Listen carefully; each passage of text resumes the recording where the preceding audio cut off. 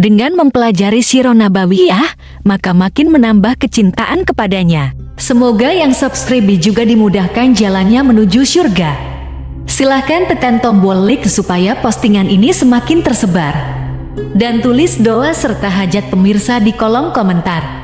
Semoga semakin banyak yang mengaminkan, maka semakin cepat terkabul. Nabi Sulaiman alaihi salam adalah manusia terkaya sepanjang sejarah kehidupan manusia di muka bumi. Dalam beberapa kitab suci seperti Al-Quran, Alkitab, dan Injil, Nabi Sulaiman alaihi salam dijelaskan sebagai manusia terkaya yang pernah hidup di muka bumi.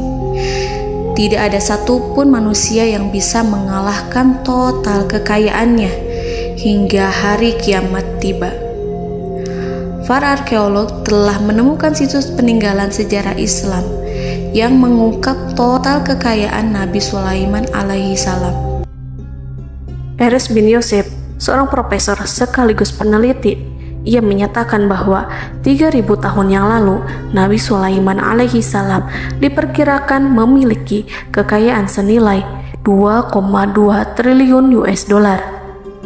Dan apabila dikonversikan dengan nilai mata uang dolar hari ini, jika dirupiahkan, maka nilainya setara dengan 32.891.870 triliun rupiah. Profesor itu juga menjelaskan bahwa kekayaan Nabi Sulaiman alaihi salam berasal dari dua sumber,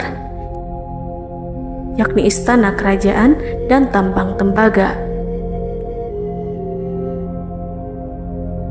Nilai itu berkali-kali lipat lebih banyak dari total kekayaan negara Indonesia yang hanya mencapai 11.454 triliun per 30 Desember 2021. Nabi Sulaiman alaihi salam memiliki beberapa mukjizat.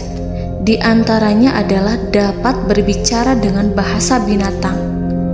Beliau dapat memerintah mereka untuk melakukan sesuatu.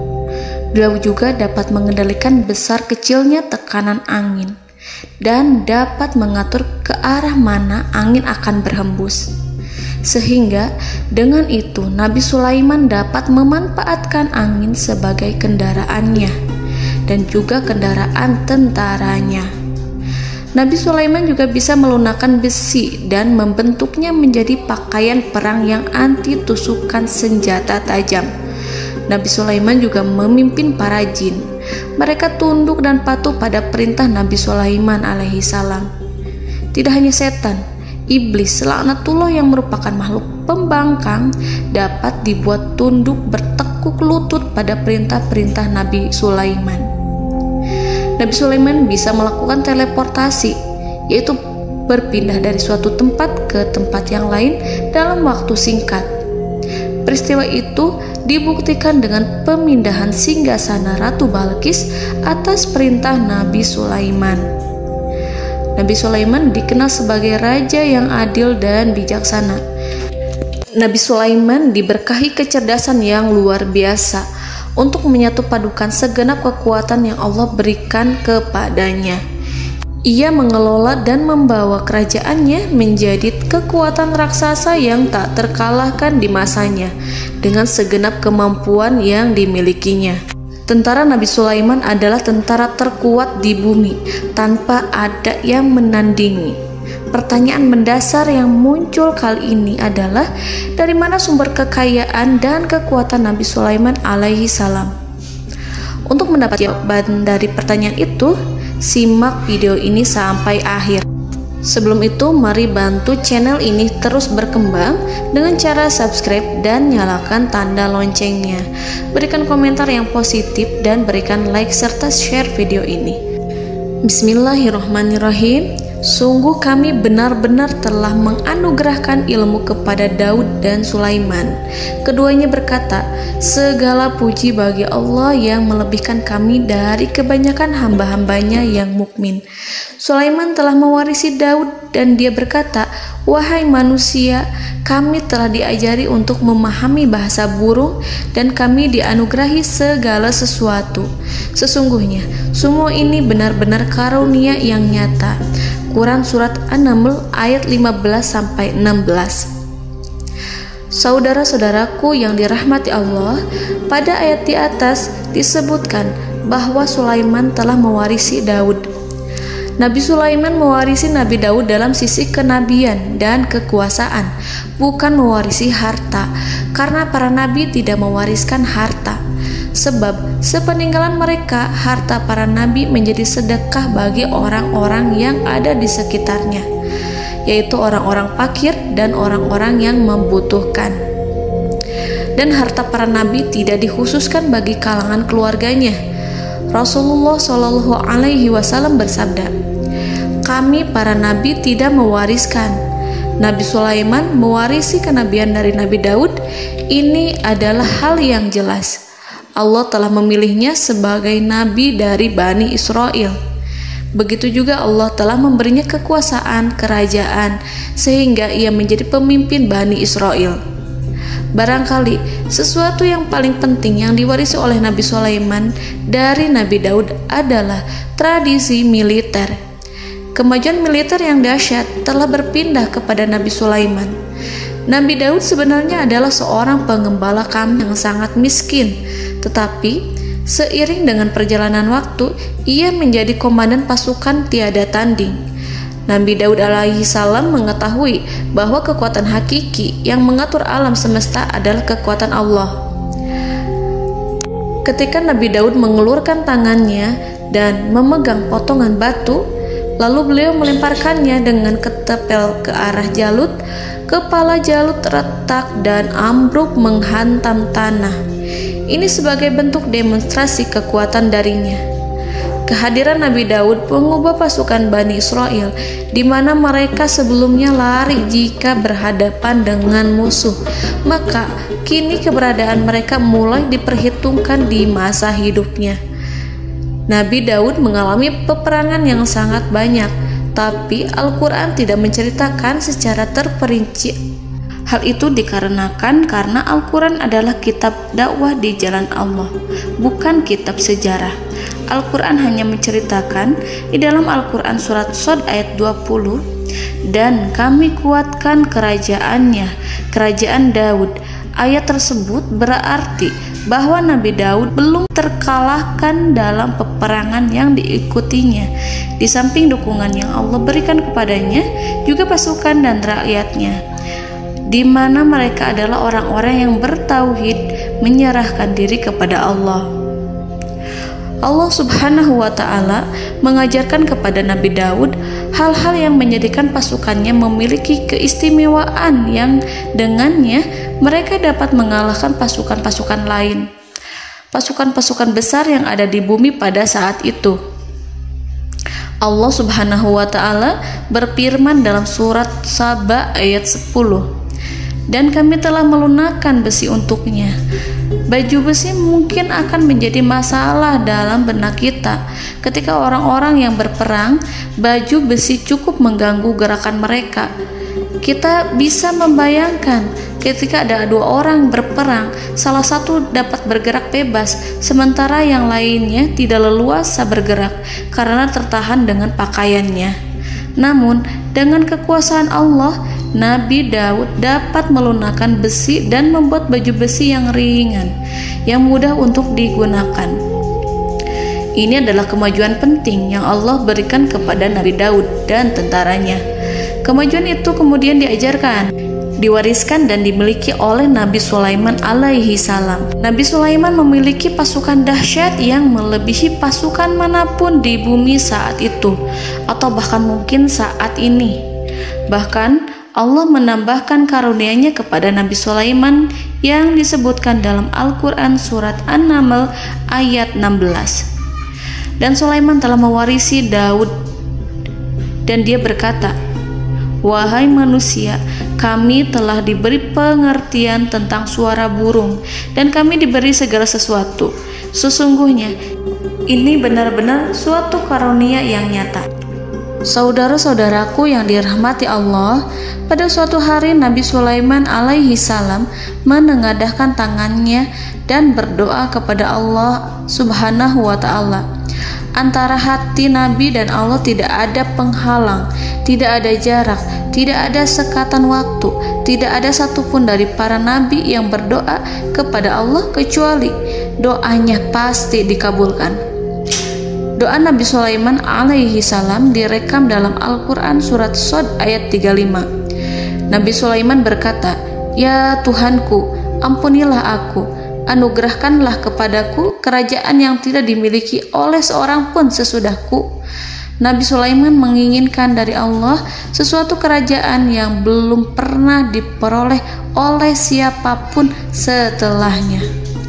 Allah Subhanahu wa ta'ala mengabulkan doa Nabi Sulaiman dan memberinya kerajaan tersebut. Nabi Sulaiman mewarisi kekuasaan, kenabian, hikmah ilmu dari Nabi Daud alaihi salam. Orang-orang menyebut Nabi Sulaiman Al-Hakim, Sulaiman yang bijaksana. Kebijaksanaan Nabi Sulaiman tidak terbatas pada keadilannya di tengah-tengah manusia dan juga kasih sayangnya kepada mereka. Namun, kebijaksanaan Nabi Sulaiman juga berlaku di kalangan burung dan binatang lainnya. Nabi Daud juga mengenal bahasa burung, tetapi Nabi Sulaiman dapat berbicara dengan bahasa burung. Bahkan, ia dapat menggantikannya sebagai pembantunya. Ketika Nabi Daud bertasbih di gunung, burung-burung serta binatang buas ikut bertasbih bersamanya. Bahkan angin pun berhenti untuk mendengarkan tasbih itu.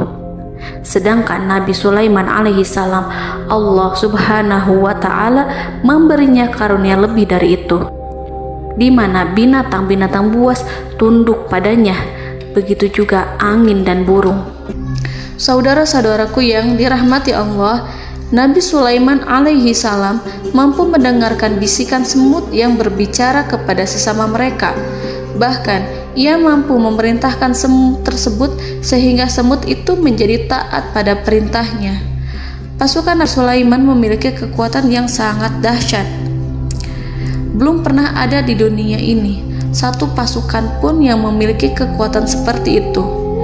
Kekuatan Nabi Sulaiman berasal dari beberapa kombinasi yang sangat mengagumkan, sehingga karenanya ia tidak dapat tertandingi. Kekuatan itu terdiri dari manusia, binatang-binatang, jin, dan lain sebagainya. Kita mengetahui bahwa jin adalah makhluk Allah dan manusia tidak mampu melihatnya atau menghadirkannya atau meminta pertolongan kepadanya. Sedangkan Nabi Sulaiman telah diberi Allah suatu kemampuan untuk menundukkan jin, memperkerjakan mereka sebagai tentara di tengah-tengah peperangan.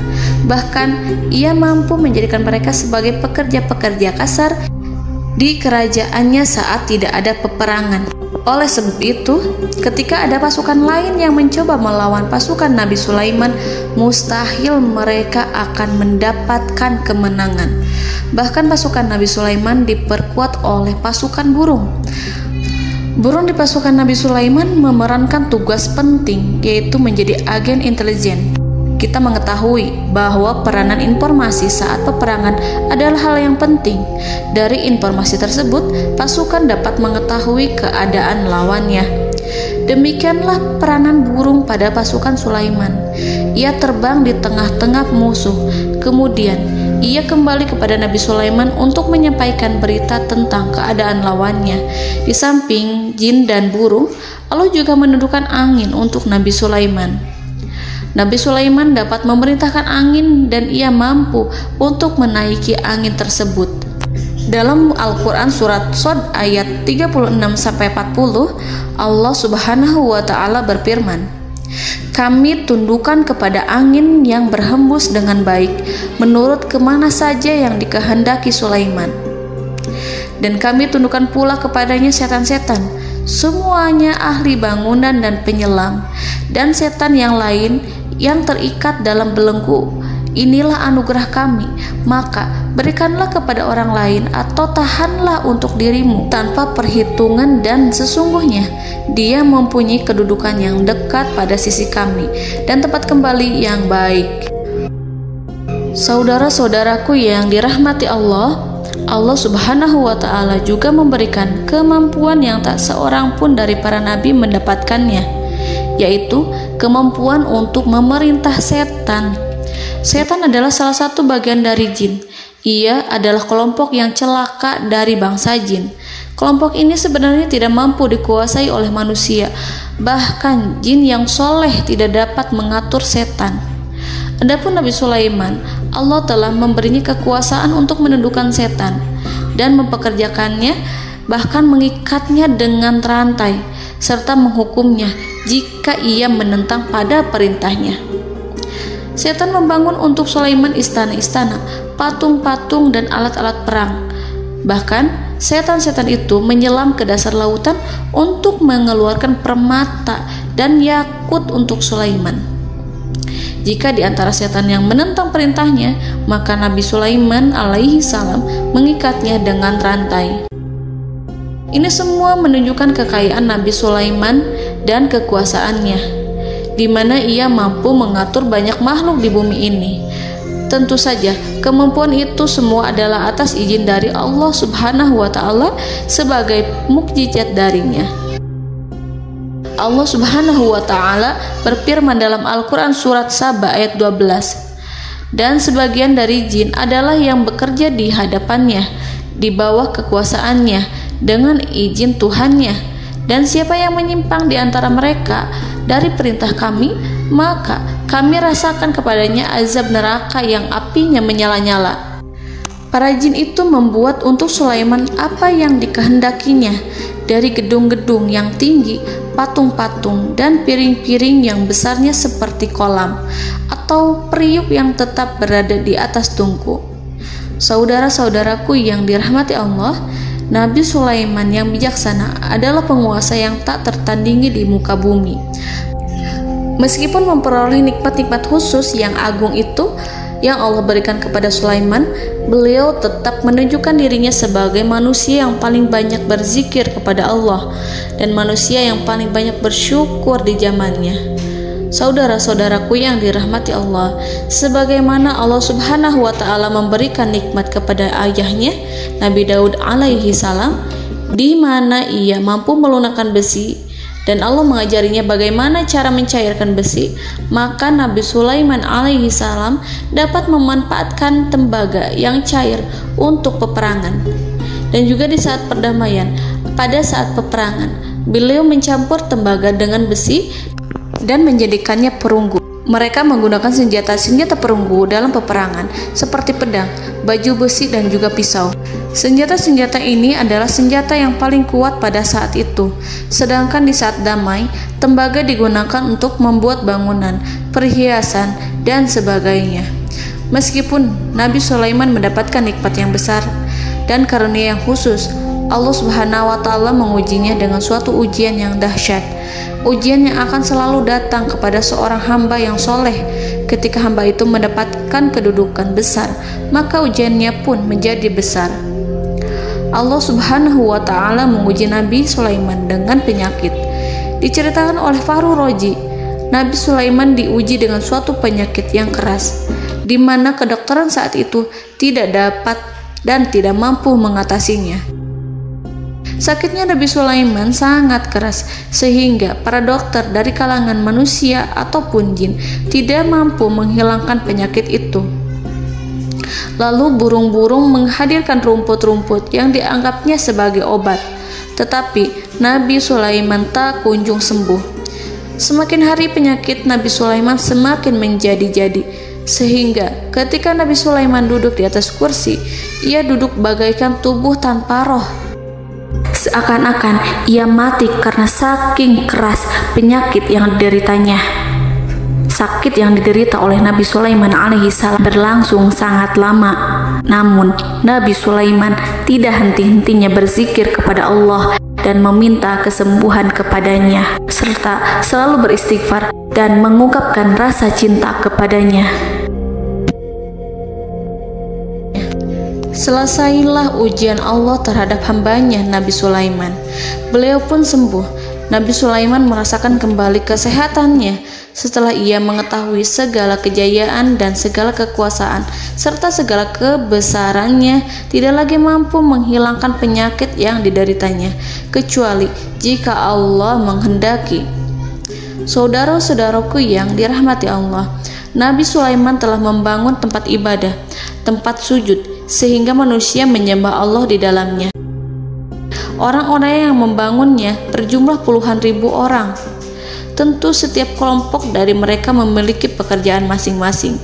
Di antara mereka ada yang mencairkan tembaga, di antara mereka ada yang tukang pahat, ada yang tukang ukir, ada yang membelah batu, ada yang memotong kayu, ada yang mendatangkan rumput-rumput dari Libanon, ada yang mendatangkan emas dan menjadikannya lempengan-lempengan yang mengkilat untuk menutupi kayu serta untuk melapisi dinding-dinding.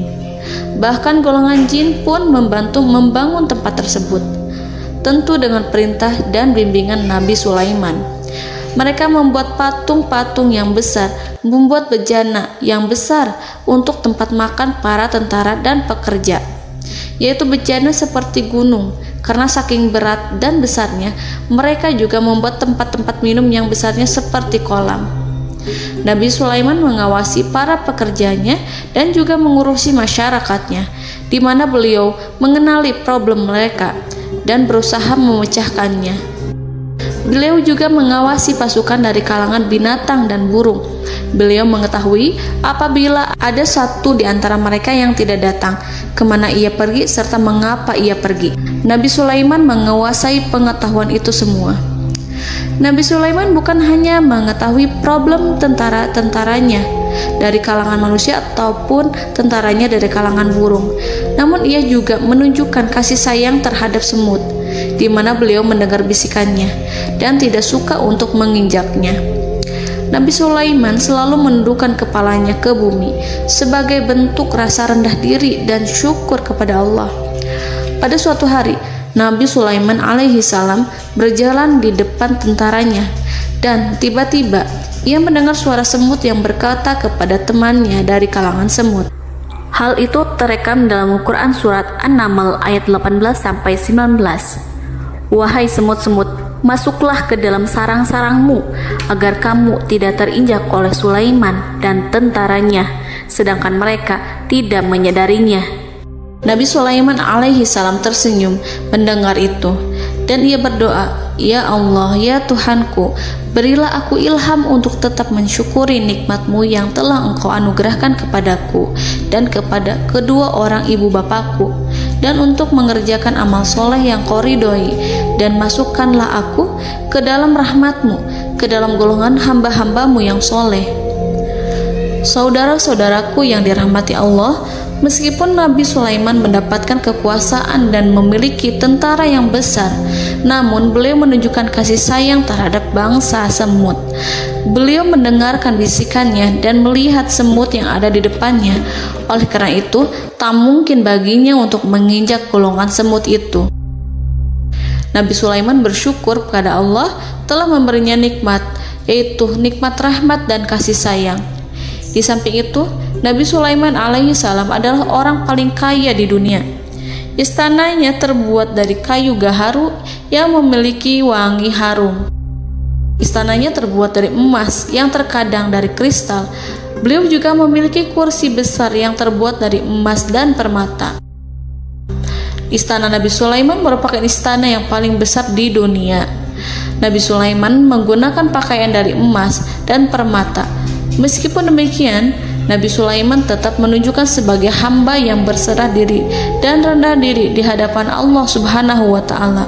Nabi Sulaiman yang merendahkan diri di hadapan Allah, ia selalu sujud kepada Allah, sebagaimana ayahnya yang selalu bertasbih pada Allah.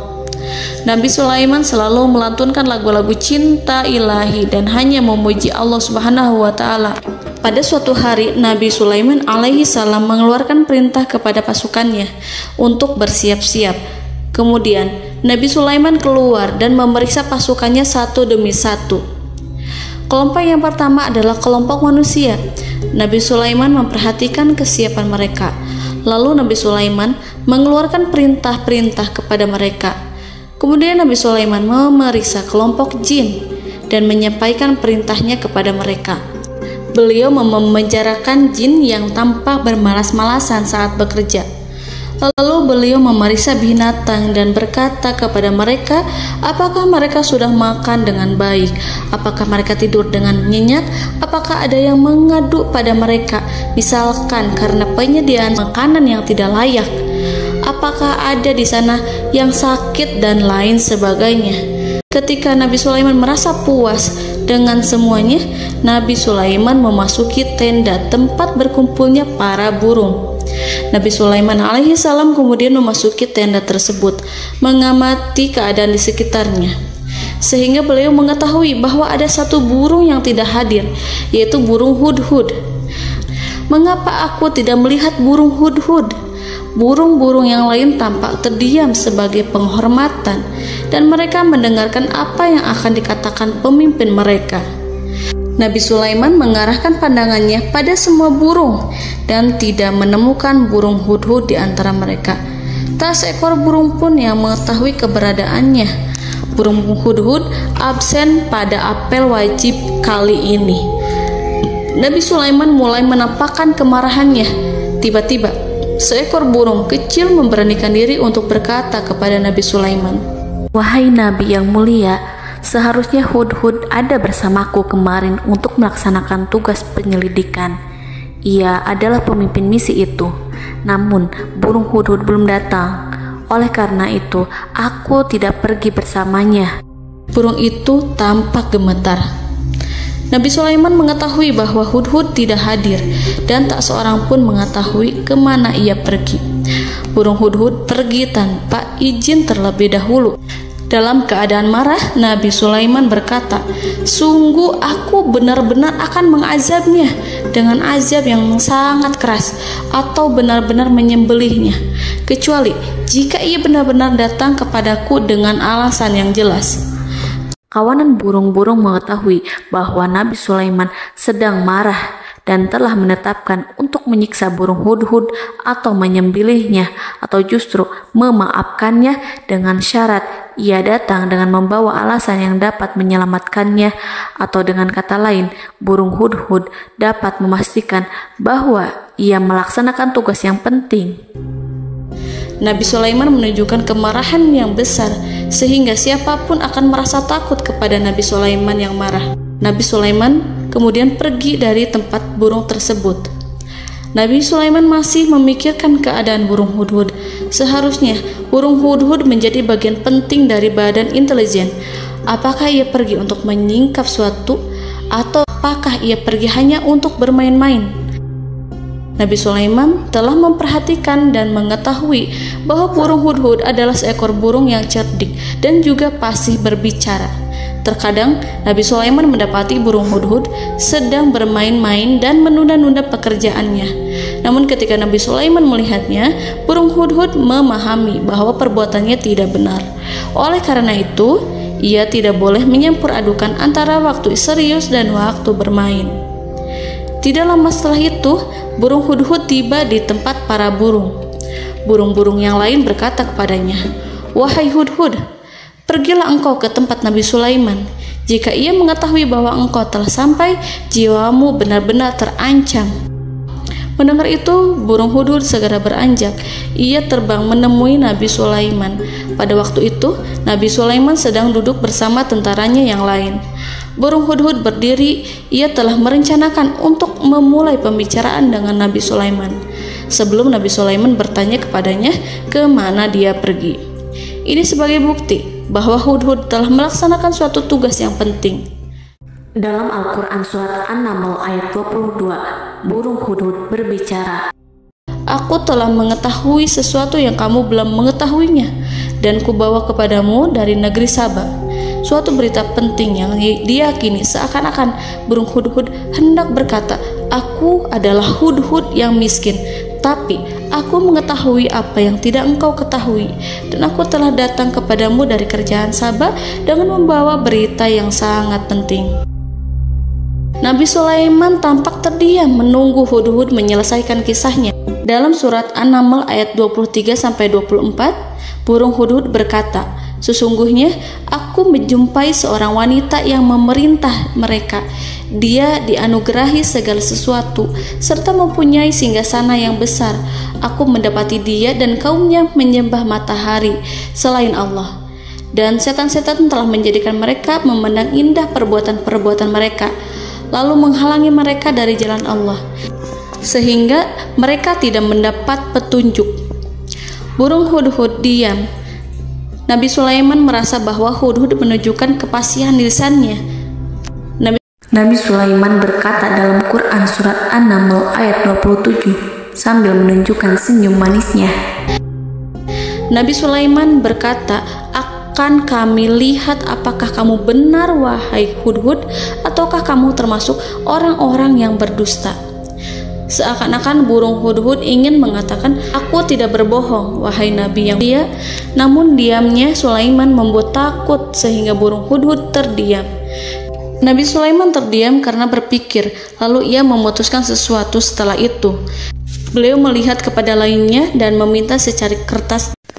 Nabi Sulaiman menulis surat singkat dan menyerahkannya kepada hudhud serta memerintahkan kepadanya seperti yang dikatakan dalam Quran surat An-Naml ayat 28. "Pergilah dengan membawa suratku ini, lalu jatuhkanlah kepada mereka, kemudian berpalinglah dari mereka, lalu perhatikanlah apa yang mereka bicarakan." Al-Quranul Karim hanya menceritakan dalam Quran surat An-Naml bagaimana perginya hudhud dan bagaimana ia menyerahkan surat itu. Lalu Al-Quran langsung menyebut keadaan kerajaan Balqis yang saat itu sedang membaca surat di depan para pembesar kerajaan dan para menterinya. Dalam Al-Quran surat An-Naml ayat 29-31 berkatalah Balqis, "Wahai pembesar-pembesar, sesungguhnya telah dijatuhkan kepadaku sebuah surat yang mulia.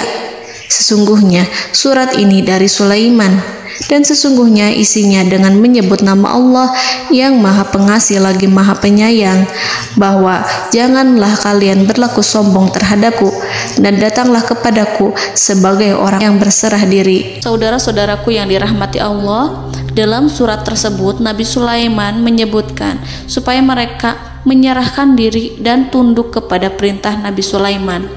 Nabi Sulaiman memerintahkan agar mereka meninggalkan penyembahan terhadap matahari. Nabi Sulaiman tidak mempersoalkan akidah mereka dan tidak memuaskan mereka dengan apapun. Nabi Sulaiman hanya memerintahkan bahwa ia berada di atas kebenaran. Bukankah ia didukung kekuatan yang berlandaskan keyakinan yang dimilikinya? Nabi Sulaiman hanya memerintahkan mereka agar tunduk dan patuh kepadanya. Ratu Sabak menyampaikan surat tersebut di tengah-tengah kaumnya. Dalam Quran surat An-Naml ayat 32 dijelaskan, "Dan berkatalah Balqis, wahai para pembesar, berilah aku pertimbangan dalam urusanku ini. Aku tidak pernah memutuskan sesuatu persoalan sebelum kamu berada dalam majelisku." Saudara-saudaraku yang dirahmati Allah, para pembesar istana Balqis menentang surat tersebut. Isi surat itu membangkitkan kesombongan kaum Sabak, di mana mereka merasa lebih kuat. Mereka mengetahui bahwa di sana ada seorang yang mencoba menentang mereka dan mengisyaratkan peperangan kepada mereka. Lalu ia meminta kepada mereka untuk memenuhi syarat-syaratnya sebelum terjadinya peperangan dan kekalahan. Dalam surat An-Naml ayat 33, mereka menjawab, "Kita adalah orang-orang yang memiliki kekuatan dan juga memiliki keberanian yang sangat besar dalam peperangan. Dan keputusan berada di tanganmu, wahai rajaku. Maka pertimbangkanlah apa yang akan kamu perintahkan." Saudara-saudaraku yang dirahmati Allah, para pembesar kaum Sabak seakan ingin berkata, "Kita siap untuk melaksanakan perang." Tampaknya ratu itu memiliki kebijakan yang lebih baik dari pembesar kaumnya. Surat Sulaiman itu membuatnya berpikir lebih jernih dan lebih berhati-hati. Ia berusaha sebisa mungkin menghindari peperangan. Ratu itu berpikir dalam tempo yang lama.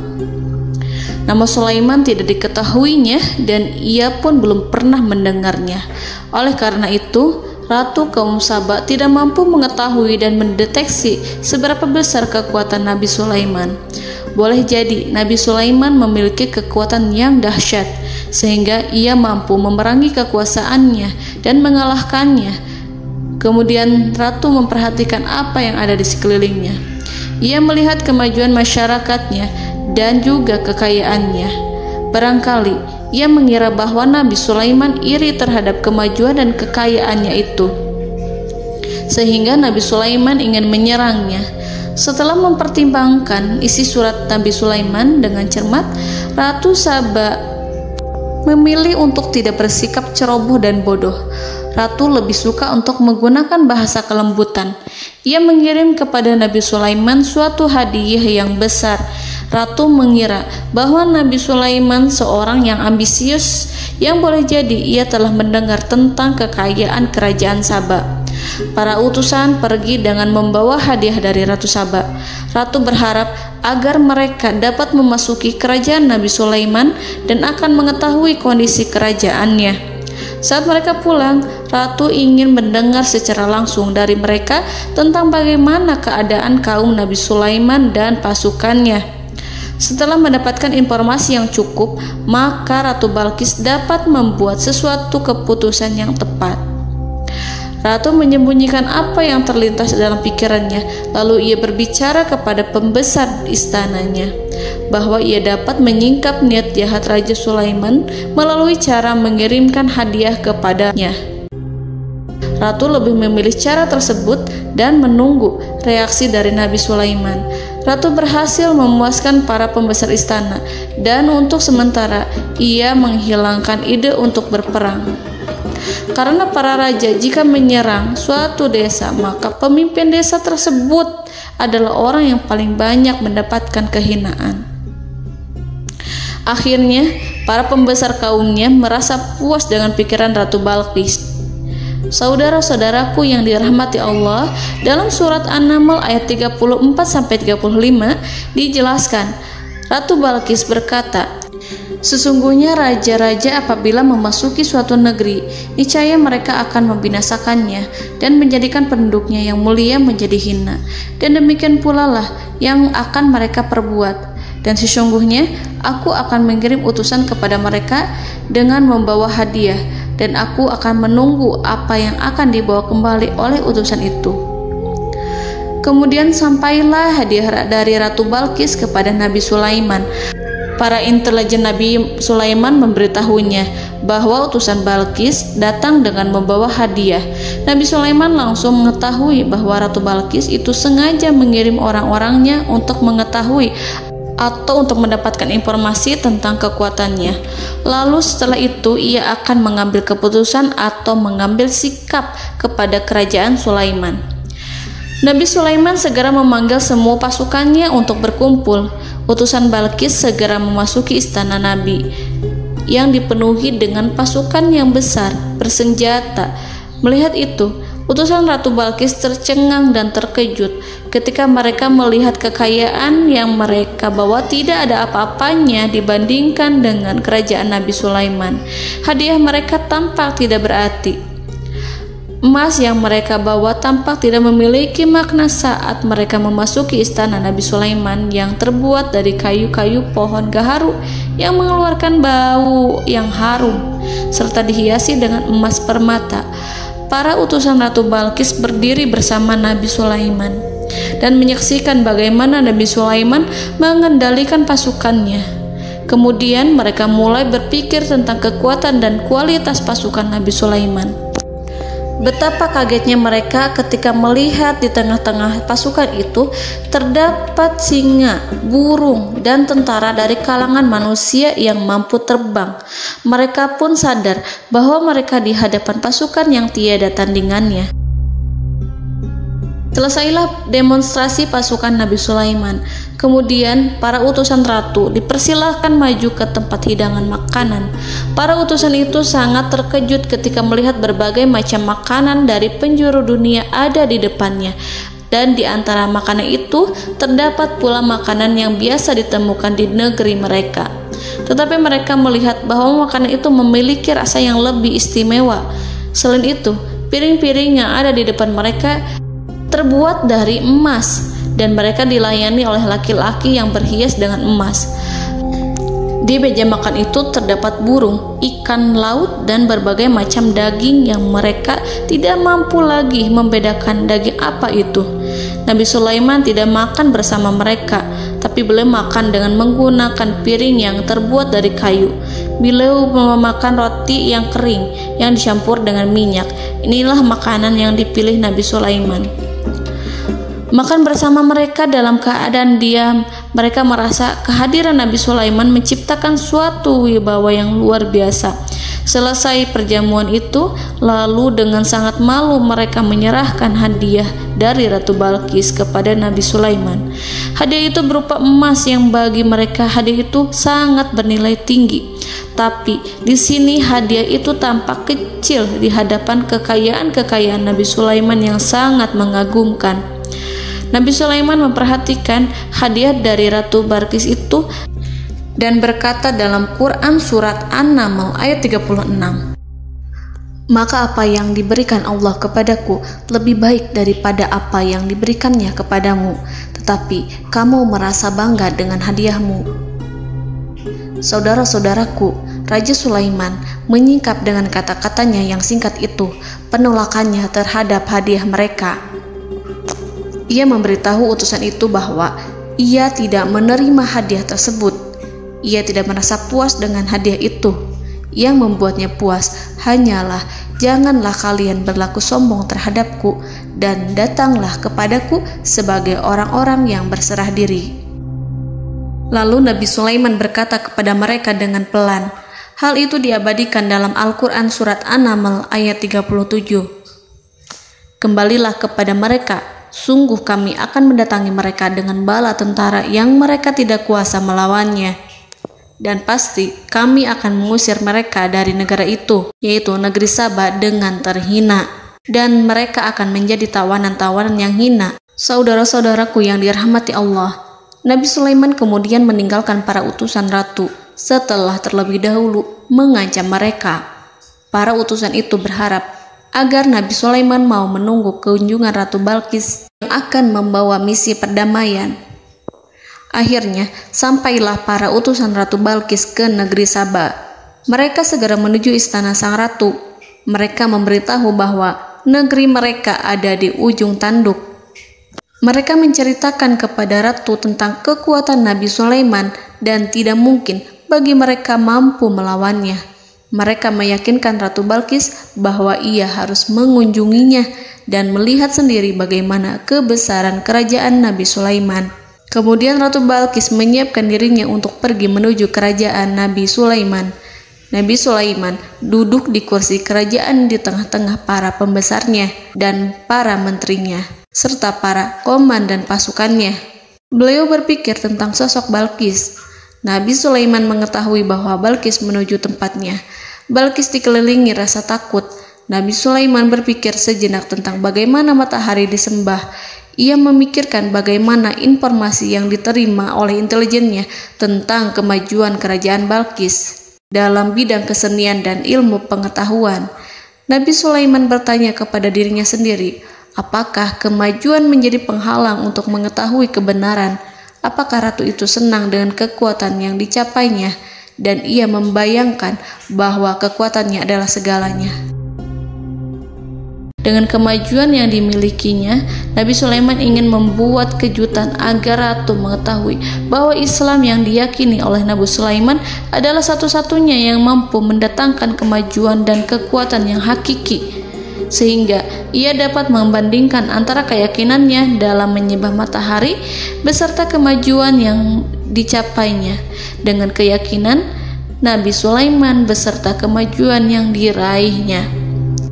Saudara-saudaraku yang dirahmati Allah, para mata-mata Nabi Sulaiman telah memberitahunya bahwa hal yang sangat disegani dan dikagumi oleh kaum Balqis adalah kerajaan Saba, yaitu singgasana Ratu Balqis. Singgasana itu terbuat dari emas dan batu delima. Singgasana tersebut dijaga oleh penjaga yang sangat disiplin, di mana mereka tidak pernah lalai sedikit pun.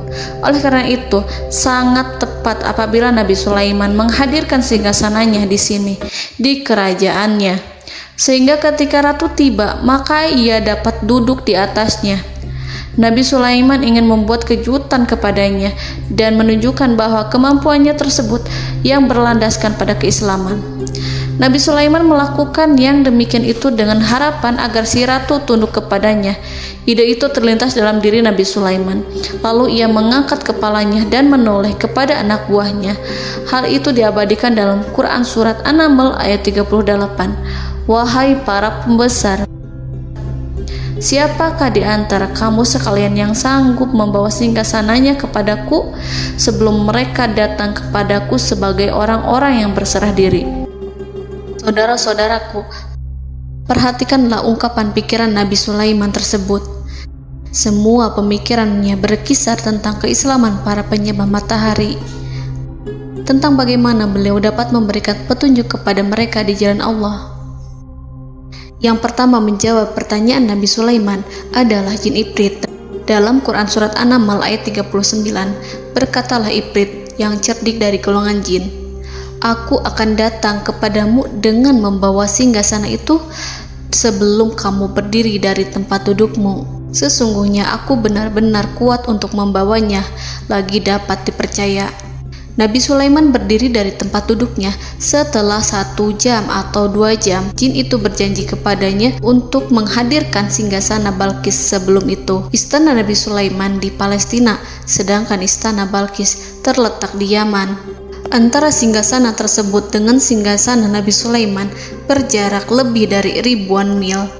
Barangkali pesawat yang cepat sekalipun yang kita kenal hari ini tidak akan mampu membawa dan mendatangkan istana itu dalam waktu 1 jam. Tetapi masalahnya di sini, berhubung dengan kekuatan jin yang serba misterius, Nabi Sulaiman tidak mengomentari sedikit pun terhadap apa yang dikatakan oleh Ifrit. Nabi Sulaiman tampak menunggu tanggapan lain yang mampu menghadirkan singgasana Balkis yang lebih cepat dari jin Ifrit. Nabi Sulaiman menoleh kepada seorang yang di sana, yang duduk di atas naungan. Hal itu diceritakan dalam Al-Quran Surat An-Naml ayat 40. Berkatalah seseorang yang mempunyai ilmu dari Alkitab, "Aku akan membawa singgasana itu kepadamu sebelum matamu berkedip." Maka tatkala Sulaiman melihat singgasana itu terletak di hadapannya, ia pun berkata, "Ini termasuk karunia Tuhanku untuk menguji aku. Apakah aku akan bersyukur atau mengingkari nikmatnya? Dan barang siapa yang bersyukur, maka sesungguhnya dia bersyukur untuk kebaikan dirinya sendiri. Dan barang siapa yang ingkar, maka sesungguhnya Tuhanku maha kaya lagi maha mulia." Saudara-saudaraku, belum lama seseorang yang mempunyai ilmu dari Alkitab menyatakan kalimatnya, sehingga singgasana itu tiba-tiba ada di depan Nabi Sulaiman, yang mampu menghadirkan singgasana itu lebih cepat dari kedipan mata. Al-Quranul Karim tidak menyingkap kepribadian seseorang yang menghadirkan singgasana itu. Al-Quran hanya menggarisi bahwa orang itu mempunyai ilmu dari Alkitab. Al-Quran tidak menjelaskan kepada kita apakah ia seorang malaikat ataukah manusia ataukah jin. Al-Quran sengaja tidak menyingkap hakikat kitab yang dimaksud. Saudara-saudaraku yang dirahmati Allah, setelah melihat singgasana itu, Nabi Sulaiman bersyukur kepada Allah. Ia mulai memperhatikan singgasana sang ratu. Singgasana tersebut merupakan simbol pembangunan dan juga kemajuan, tetapi tampaknya ia hanya sesuatu yang biasa saja jika dibandingkan dengan kekuasaan dan kebesaran ciptaan yang dibuat oleh manusia dan jin di kalangan istana Nabi Sulaiman. Nabi Sulaiman memikirkan dalam tempo yang sangat lama singgasana Ratu Balkis itu. Kemudian beliau memerintahkan agar singgasana itu diperbaiki, sehingga saat Ratu Balkis datang, dia akan mengujinya. Apakah Ratu Balkis dapat mengenali singgasananya ataukah tidak? Dalam Al-Quran Surat An-Naml ayat 41, Nabi Sulaiman berkata, "Ubahlah baginya singgasananya, maka kita akan melihat apakah dia mengenal ataukah dia termasuk orang-orang yang tidak mengenalnya." Saudara-saudaraku yang dirahmati Allah, Nabi Sulaiman memerintahkan agar dibangun istana yang akan digunakan untuk menyambut Ratu Balkis. Nabi Sulaiman memilih tempat di laut, dan ia memerintahkan agar dibangun suatu istana di mana sebagian besarnya terdiri dari air laut. Nabi Sulaiman memerintahkan agar lantainya itu terbuat dari kaca yang tebal dan kuat, sehingga orang-orang yang berjalan di atas istana itu akan dapat melihat di bawahnya ada ikan-ikan berwarna-warni yang berenang-renang. Dan mereka akan melihat rumput-rumput laut yang bergerak-gerak. Akhirnya, selesailah pembangunan istana itu. Saking bersihnya kaca lantainya, sehingga tampak di sana tidak ada kaca. Burung hudhud memberitahu Nabi Sulaiman bahwa Balqis telah sampai dekat kerajaannya. Kemudian Ratu Balqis datang. Al-Quran tidak menyebutkan keadaan Nabi Sulaiman saat menyambut Balqis, namun Al-Quran menunjukkan dua sikap Ratu Balqis.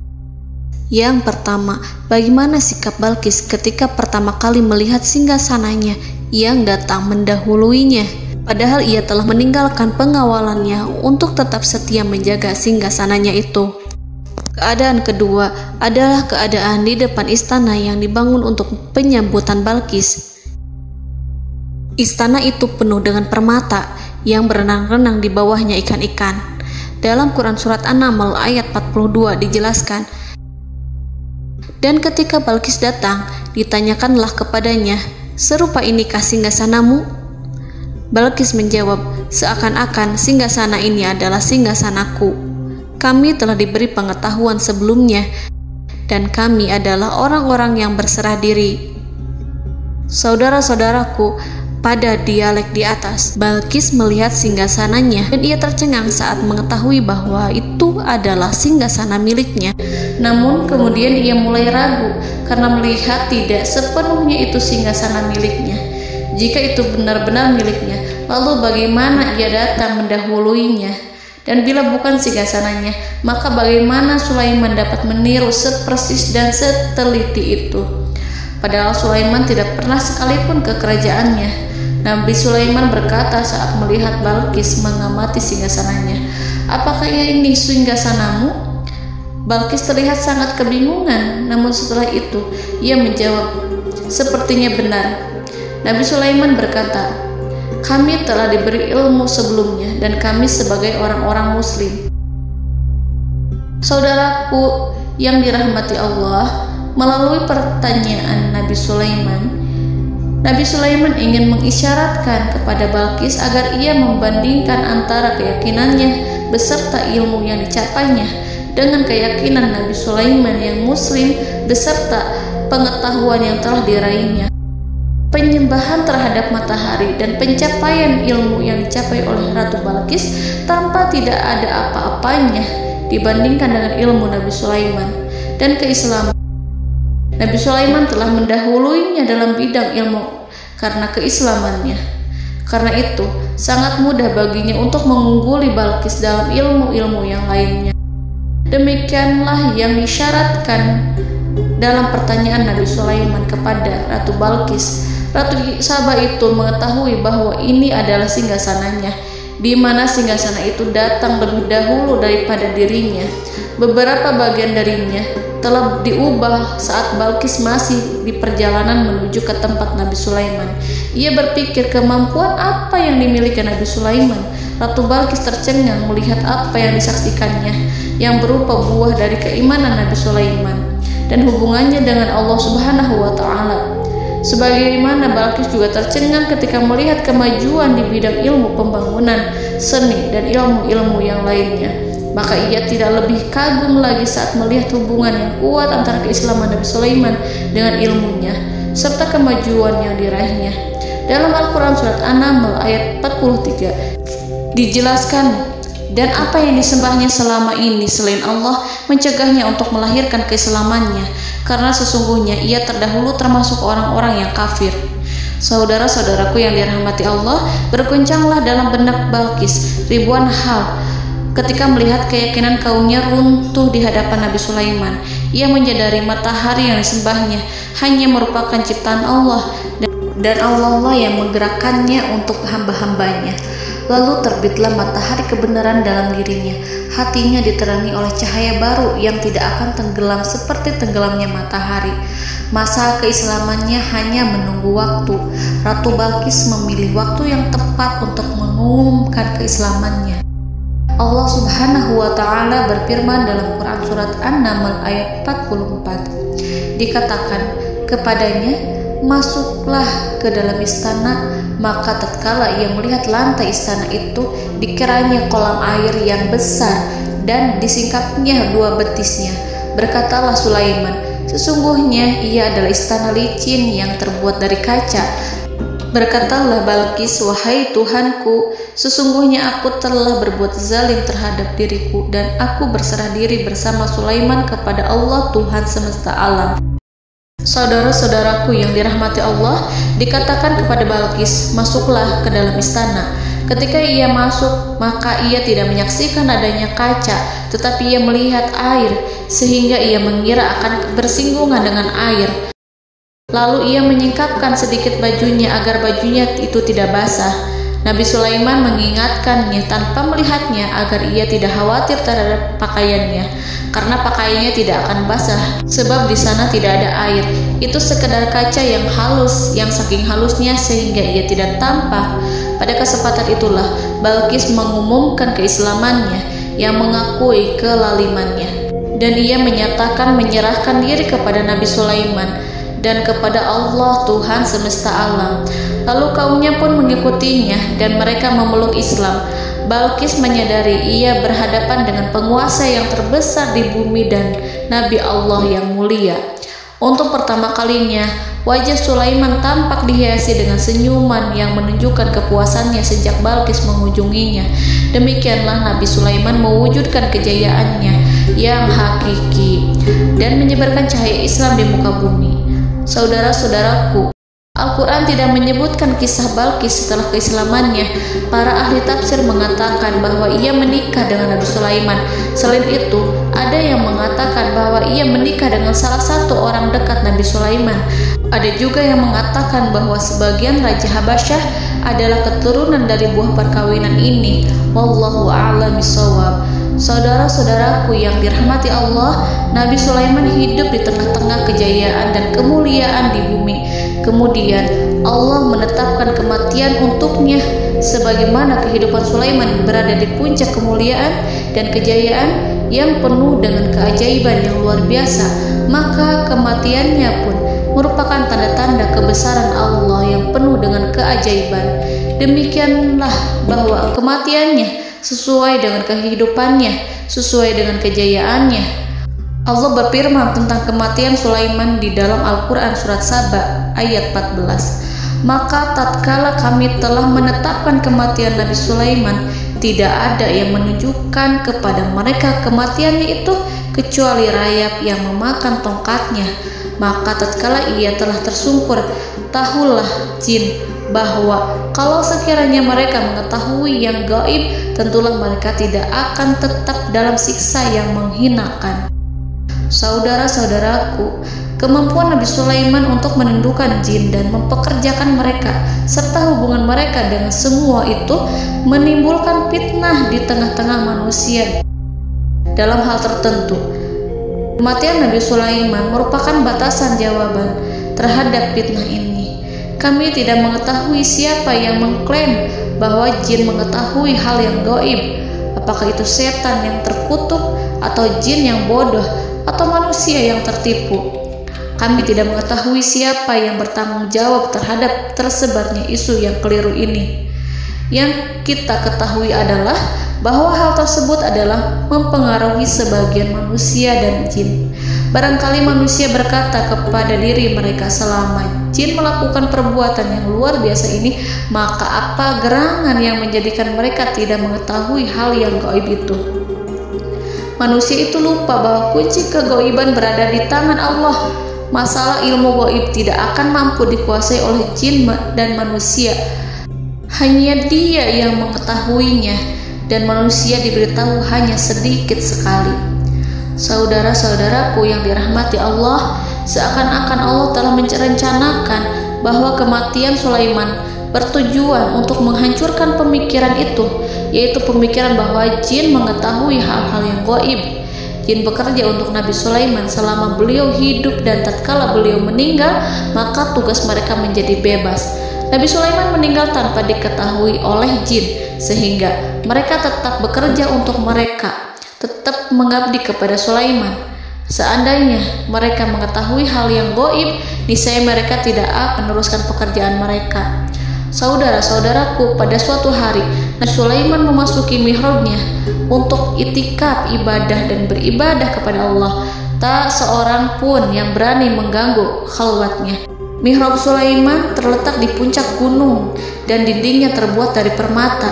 Pada suatu hari, Nabi Sulaiman duduk bersandar pada tongkatnya dan ia tampak tenggelam dalam tafakur. Beliau berzikir pada Allah hingga rasa kantuk menguasainya. Lalu setelah itu malaikat maut menemuinya. Nabi Sulaiman pun meninggal. Beliau bersandar kepada tongkatnya. Jin melihatnya dan mengira bahwa beliau sedang sholat, sehingga mereka pun terus melanjutkan pekerjaannya. Berlalulah hari demi hari yang panjang. Datanglah rayap, yaitu semut kecil yang memakan kayu. Hewan itu mulai memakan tongkat Nabi Sulaiman. Rayap itu tampak lapar. Sebagian dari tongkat Nabi Sulaiman dimakan beberapa hari oleh rayap itu. Ketika yang dimakannya semakin bertambah, maka tongkat itu pun menjadi rusak dan kemudian jatuh dari tangan Nabi Sulaiman alaihi salam. Tubuh mulia itu kehilangan keseimbangan dan kemudian jatuh terhempas di bumi. Tatkala tubuh suci itu tersungkur, maka manusia segera menuju ke arahnya.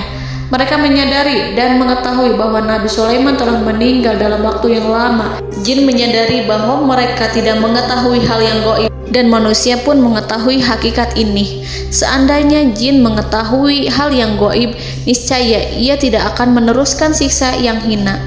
Mereka tidak akan bekerja kepada Sulaiman. Demikianlah Nabi Sulaiman alaihi salam meninggal dalam keadaan duduk dan sholat di mihrabnya. Lalu berita itu tersebar bagaikan api di bumi. Manusia, burung, dan binatang buas mengantarkan jenazah Nabi Sulaiman. Sekawanan burung tampak sedih dan menangis. Semua makhluk bersedih. Akhirnya tak seorang pun mengetahui bahasa burung di bumi. Meninggallah seorang yang memahami pembicaraan burung, binatang-binatang, jin, dan lain sebagainya. Burung-burung itu berkata, betapa beratnya kehidupan di tengah orang-orang yang tidak mengetahui pembicaraan kita. Allahu a'lam.